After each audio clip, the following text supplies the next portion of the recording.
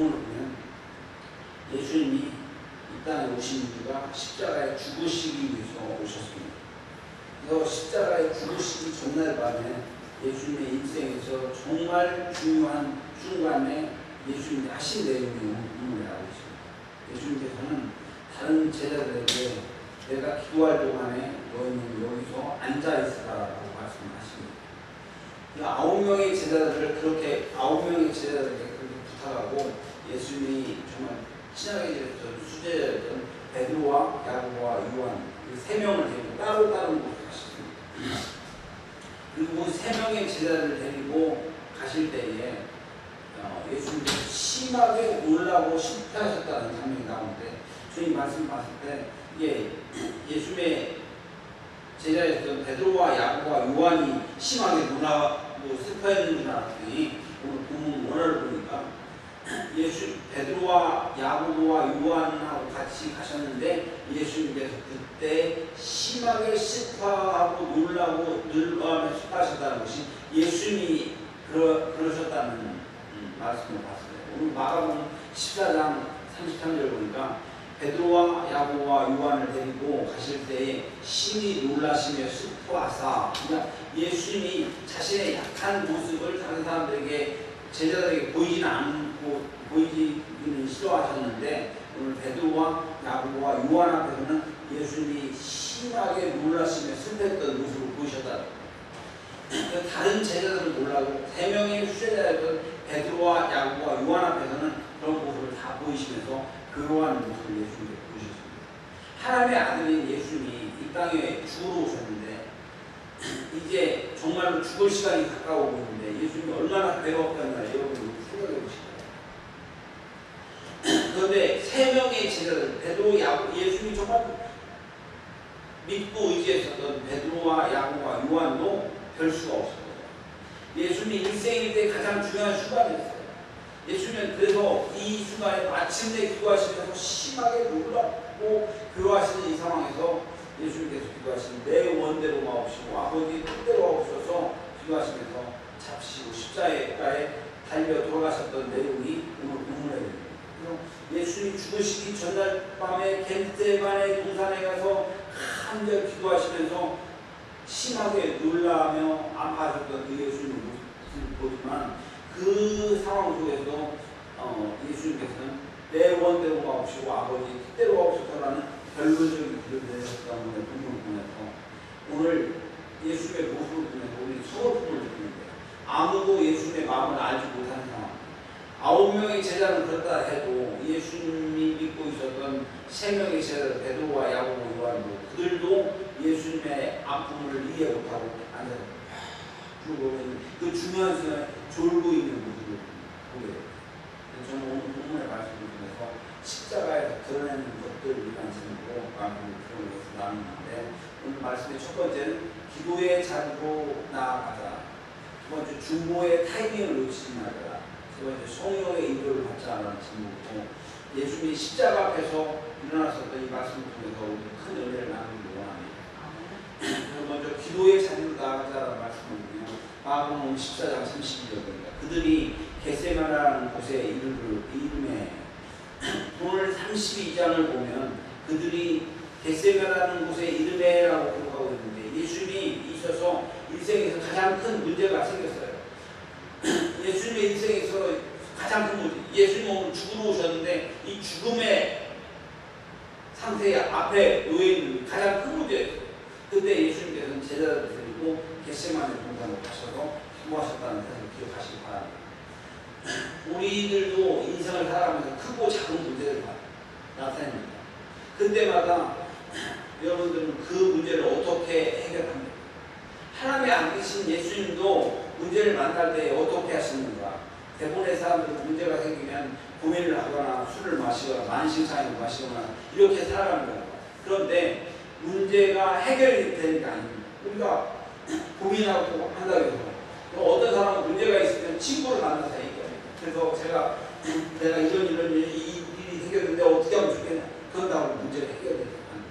예수님 문제가 생겼을 때 예수님은 겟세마네라는 곳으로 가셨다는 사실을 주목하시기 바랍니다. 예수님은 예수님은 겟세마네라는 곳에서 기도하셨고 응답을 얻으셨는데 하나님께 순종한다 하면서 내 원대로 마옵시고 아버지 뜻대로 하고픈 사람은 결론을 내린다는 걸 기억하면서 기도는 우리의 해결의 길이 기다리고 있다는 걸 깨달으면서 기도가 우리가 얼마나 중요한지를 깨닫고 오늘 예수님께서는 거기에서 결론이 이걸 피할 수만 있으면 피하지만 내 원대로 마옵시고 아버지 뜻대로 하옵소서라는 결론에 도달했던 걸 기억하면서 예수님이 겟세마네에서 그런데 오늘 예수님께서 겟세마네 동산에 기도했다고 해서 십자가형을 피하거나 피할 수 있는 길을 좋은 수를 얻은 것이 아니라 예수님은 이 땅에 죽으러 오신 분이기 때문에 죽으셔야만 했기 때문에 죽으셔야만 그래서 예수님이 죽으셔야만 우리가 다시 살게 됐다는 걸 기억하시기 바랍니다. 예수님께서 이 십자가를 피하고 싶어서 십자가를 피했다면 우리는 그에게 구원의 길이 없었습니다. 그런데 예수님께서 죽으시러 오셨기 때문에 우리는 십자가에 피 흘려 죽으시고 다시 사실 역사를 통해서 우리가 살게 되었다는 것을 기억하면서 예수님의 답은 우리에게 놀라운 축복의 길이 열려졌다는 것을 기억하면서 바로 예수님이 우리의 구원자라는 사실을 잊지를 마시기 바랍니다. 예수님은 사명의 자리에서 승리하셨다는 것. 그래서 죽으시려는 목적대로 죽으심으로만 우리를 다시 살리셨다는 이것이 바로 예수님의 은혜라는 것을 기억하면서 기도의 자리에 나가서 예수님께서 기도하셨다는 거예요. 우리가 성경으로 사도 바울이라는 사람이 있어요. 원래 이름은 사울입니다. 예수님께 부르받아서 크게 쓰임받은 인물인데 처음에는 몰라서 예수 믿는 사람 잡아 죽이라고 하고 예수 믿는 사람 잡아서 옥에 가두기도 했어요. 그런데 사울이었던 사람이 예수님을 만나면서 바울로 이름이 바뀌었고요. 예수님을 위해서 자기의 일생을 다 바치기로 결심하셨어요. 그 다음에 한 번은 이제 그 사명을 감당하면서 전도여행을 1차 전도여행과 2차 전도여행을 열었는데 3차 전도여행까지 한 다음에 바울은 마지막으로 순교했던 사건이 있는데 2차 선교여행을 갔을 때 거기다가 복음을 전하다 감옥에 갇혔어요. 바울과 바나바가 2차 선교여행을 갔다가 이걸 2차 선교여행은 바울과 신라가 2차 선교여행을 갔는데 바울과 신라가 복음을 전하다가 빌립보 감옥에 갇힌 사람들 같았으면 원망하면서 하나님 내가 주의 일을 하겠다면 저를 무슨 옥소리에다 가져놓고 저를 왜 이렇게 합니까? 라고 얘기하는 거예요. 이 엄청난 위기에서 바울은 어떻게 했어요? 감옥에서요 기도하고 찬송 감옥에 갇히자 그 안에서 기도하면서 찬송을 했어요. 그랬더니 놀라운 역사하면서 그 지진이 일어나서 묶였었던 착고가 풀려지고 탈출할 수 있는 기회가 주어졌어요. 그렇지만 바울은 탈출한 것이 아니에요. 그 기회를 전도의 기회로 활용하는 거예요. 죄의 수가 타고 가면요 간수도 사형을 당하는 이런 사람. 바울과 신라를 지키던 죄수가 바울과 신라가 타로봉으로 인해서 간수가 굉장히 심각한 위기에 빠지게 되는데 죄수가 도망간 줄 알고 자기는 차라리 죽는 게 낫다고 생각하면 자살하려고 하고 있는데 이때 바울이 외칩니다. 우리 여기 있다. 도망가지 말아라. 간수는 깜짝 놀라서 바울에게 묻습니다. 그럼 우리가 어떻게 해야 합니까? 라고 얘기해서 바울이 안 도망가더라. 우리가 그럼 어떻게 해야 합니까? 라고 얘기했더니 바울과 신라가 하는 소리가 주 예수를 믿으십시오. 그리하면 당신과 당신의 가족이 구원을 얻을 것입니다. 이것을 계기 위해서 간수에게 전도하는 역사가 일어나고 빌립보 교회가 생겼다는 걸 예수님도 죽음의 위기 앞서서 겟세마네로 기도하라고 하셨는데 오늘 바울도 옥에서 갇혀있는 위기에 기도하고 탈옥할 기회가 생겼지만 복음을 전하고 전도하면서 빌립보 교회를 개척하면서 이것이 놀라운 전도의 기회가 돼서 빌립보 교회가 생겨난 거죠. 우리는 위기 앞에서 고민할 것이 아니라 기도할 때 사명이 완성되는 것을 기억하면서 주님께서는 우리의 모든 상황을 아시고요. 우리의 환경을 정말 좋게 역사하셔서 하나님의 원하시는 사명대로 우리의 사명을 이끌어가시는 분이라는 기억하면서 주님 나를 사용하여 주옵소서. 내가 주님께 영광 돌리는 삶을 살아가기를 원합니다. 이것이 우리 고백하는 바랍니다. 오늘 두 번째로 중보의 타임을 놓치지 마자. 이 말씀을 생각해. 오늘 이 말씀이 무슨 말씀이냐? 오늘 마가복음 14장 34절 보니까 말씀하시되 내 마음이 심히 고민하여 죽게 되었으니 너희는 여기 머물러 깨어있으라. 내가 심히 고민해서 죽게 생겼으니까 너희는 여기 머물러 깨어있으라. 깨어있으라. 이 얘기는 주님이 심히 고민하여 죽게 되었으니 얼마나 힘이 들었으면 제자들도 여기 깨어서 머물러 있어라 라고 얘기하는데, 사람은 좋을 때는 정말 좋은 말만 합니다. 그렇지만 힘들 때는 잔인할 정도로 외면하는 게 사람의 마음이에요. 가장 힘들 때 함께 있어주는 사람, 이게 동역자의 친구인데, 오늘 베드로와 야고보와 요한, 아니 그 9명의 제자들도 예수님이 간이 힘들어 죽게 되었을 때에 졸면서 죽는 거 있는 사람의 간사함을 봅니다.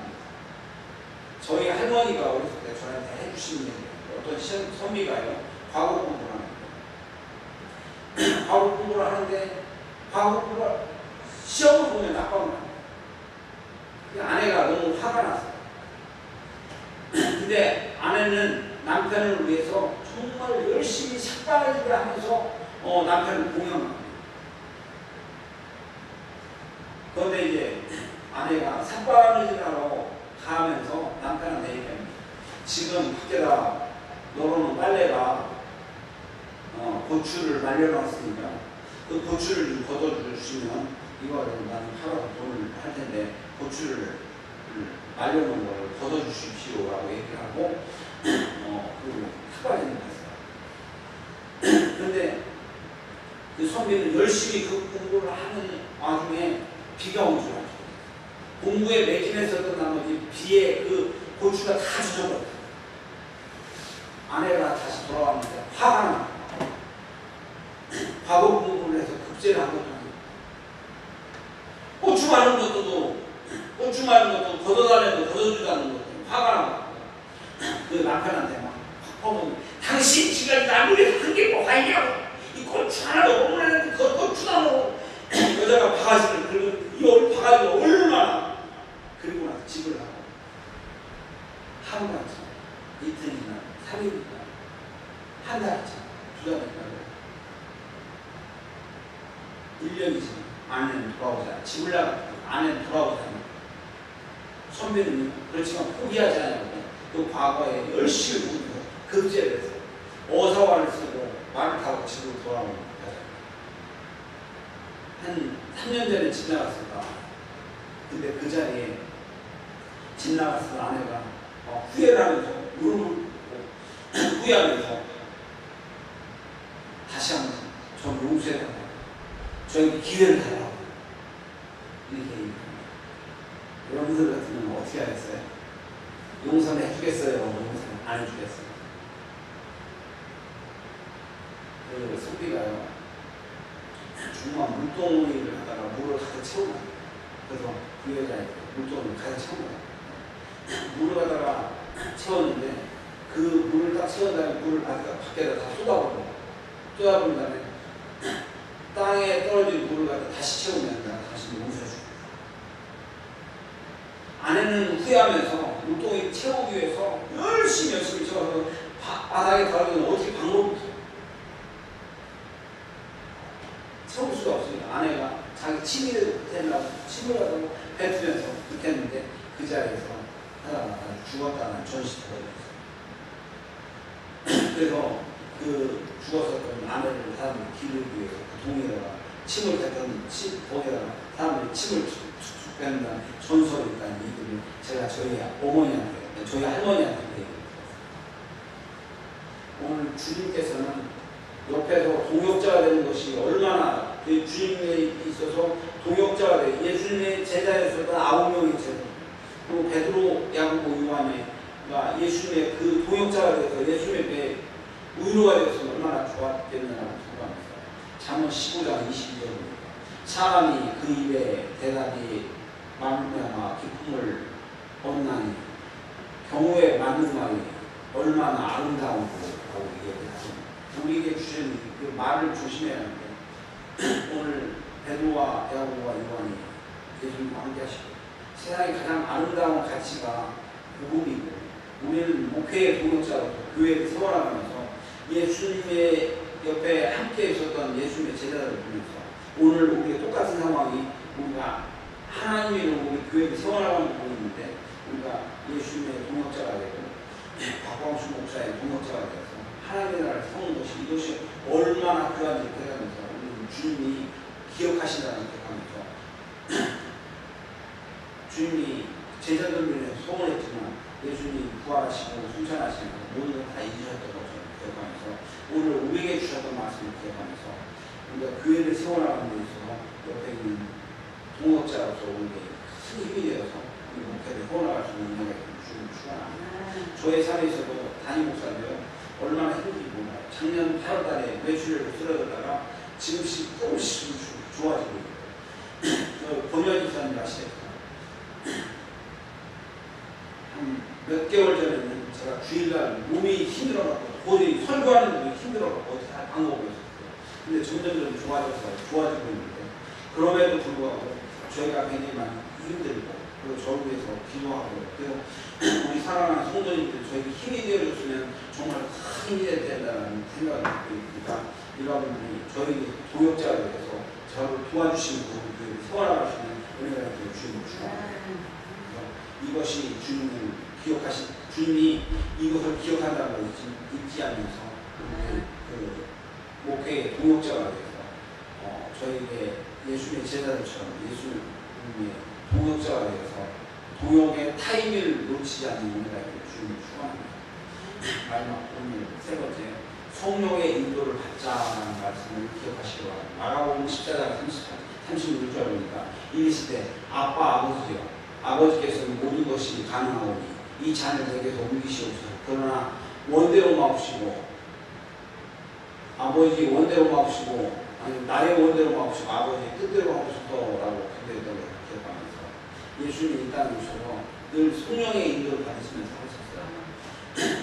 사도행전 보니까 예수님께서 병 고치고 모든 사역들이 그 성령의 인도를 받는데, 오늘도 예수님 기도하시면서 성령이 주시는 감동을 받아서 육신은 십자가에 지기가 너무나 싫지만 할 수만 있다면 이 잔을 내게 옮기시옵소서라고 기도할 때 결국 아버지의 원대로 순종하는 결단하셨다는 걸 기억하면서 성령께서는 예수님의 사역에 늘 함께 하시고 기도하시면서 도우셨다는 걸 기억하시니까 그 생각이 바랍니다. 이사야 11장 2절입니다. 그의 후에 여호와의 영 곧 지혜와 총명의 영이고 모략과 재능의 영이요 지식과 여호와를 경외하는 영이 강림하시니, 예수님께 강림하셨고요. 예수님이 십자가에 못 박혀 죽으시고 부활하고 순천하신 이후에 우리에게 보혜사 성령을 보내시는데, 그 보혜사 성령은 모략의 영이고 우리 도우시는 영이고 우리 함께 하시는 영이라는 걸 기억하면 성령이 우리 도우시는 영이라는 걸 기억하는 우리가 가지를 바랍니다. 그분은 지혜와 총명의 영, 모략과 재능의 영이라는 걸 기억하면서 우리가 예수님처럼 성령의 인도를 받는 우리 누군가에게 주님을 축원합니다. 우리가 이 땅에서 우리가 연약한 교회지만 우리 교회를 세워나갈 수 있는 방법, 성령의 충만을 받아서 성령의 영으로 거듭나서 우리가 새롭게 하면 우리 교회가 세워질 수 있다는 걸 기억하면서 이 세상에 가장 현명하고 똑똑한 분이 누구냐, 바로 지혜의 영이요 총명의 영이신 성령님이라는 걸 기억하시기 바랍니다. 제가 어렸을 때 제 별명이 가끔 얘기하는데 제가 분자가 장엄한가 있어요.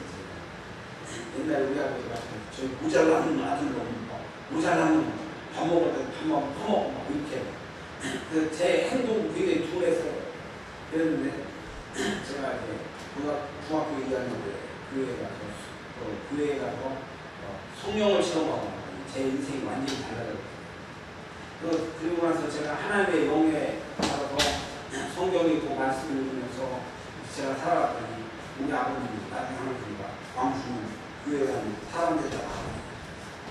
아버지가 성령의 인도를 받는 현명에 있는 똑똑해지면서 우리 모든 삶을 하나님께서 책임져 주시는 걸 기억하면서 모략의 영이요 총명의 영이신 성령님을 의지해서 우리 인생을 아주 바꿔버릴 수 있는 놀라운 바랍니다.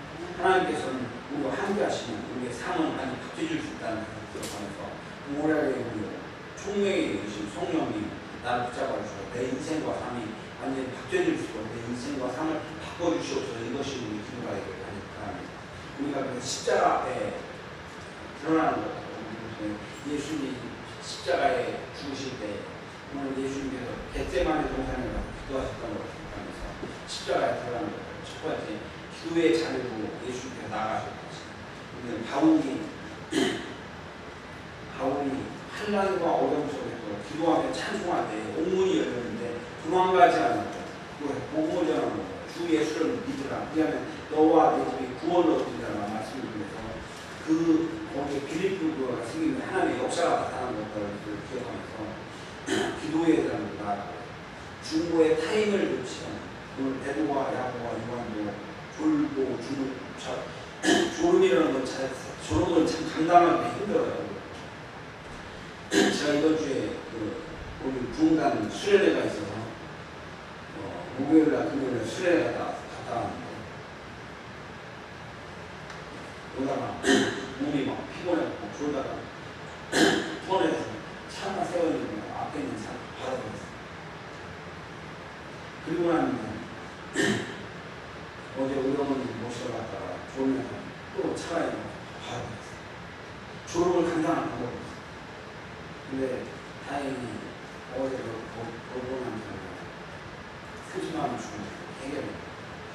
졸음을 이길 방법입니다. 오늘 예수님의 제자들도 졸음을 이길 방법입니다. 그 베드로와 요한이 정신 바짝 차리고 예수님한테 힘이 되어줬을 겁니다. 기억하면서 오늘 우리는 이 세상을 살아가면서 중보의 타이밍을 놓치지 말고 하나님의 도와주시고 우리가 복음전하고 전도할 때 우리는 힘을 얻어서 전도하면서 하나님께 영광을 돌리시는 우리의 삶이 되어서 이제 우리가 중보의 타이밍을 놓치면서 하나님께 영광을 돌리시는 우리의 사명이라고 기억하시기 바랍니다.